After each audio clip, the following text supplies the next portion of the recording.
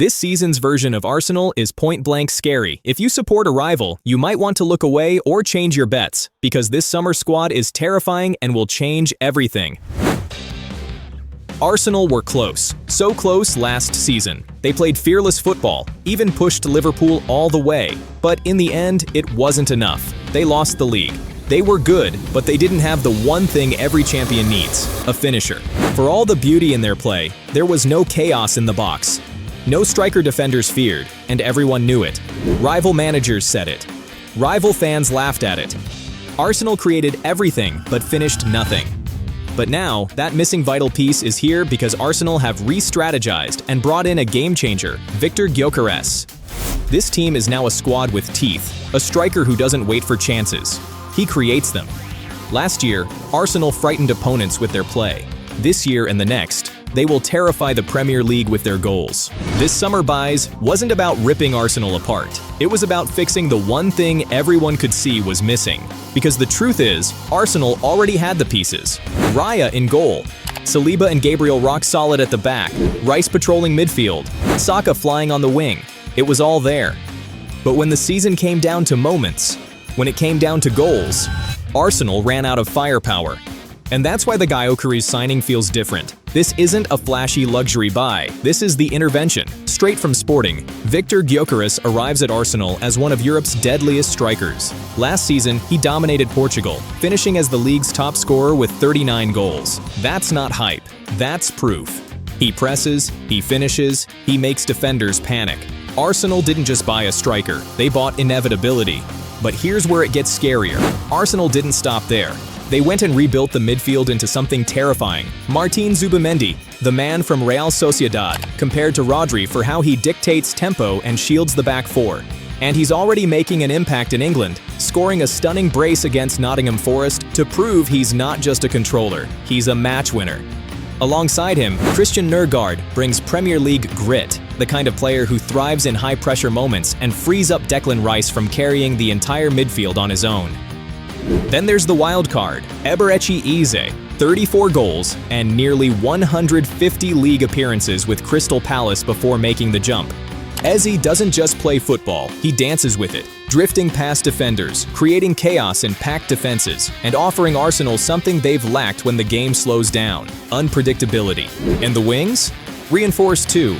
Noni Madueke joined from Chelsea, 70-plus top-flight appearances, 13 goals, 5 assists, and he's still only scratching the surface. He's direct, fearless, and electric in one-on-ones. He doesn't just cover Saka, he keeps Arsenal dangerous even when the star boy rests. Add Christian Mosquera at the back, young, athletic, already showing he belongs, plus Ricardo Calafiori and Piero Hincapié as depth, and this squad is no longer fragile. So yes, Gyökeres is the headline, but look closer, every department just got deeper. This is a squad that is dangerous. Not good, not promising, dangerous. And that's why, for the first time in years, it feels like Arsenal are built not just to compete, but to dominate. This is the piece Arsenal were crying out for. The intervention that turns pretty football into trophies. The fear last year was that Arsenal could be contained. Last season, Raya had to play almost every big game. He was sharp, he was clutch, but he had no real competition. Fatigue creeps in when you carry that load alone. Now, Arsenal have Kepa Arrizabalaga in the squad. Experienced, agile, tested in the Premier League. That stability matters. Champions don't gamble on one keeper. They rotate and stay safe. Saliba and Gabriel, the partnership rivals already hate to face. One calm and surgical, the other physical and relentless. Add Jurriën Timber back to fitness, and suddenly Arsenal's backline can push higher, knowing Gyökeres will press from the front. Defenders aren't sitting back casually anymore. They're being hunted from both ends of the pitch. On the flanks, Ben White remains reliable, but the rise of Miles Lewis-Skelly on the left is different. A teenager who plays without fear, who scored a stunner against City and showed he belongs on the big stage.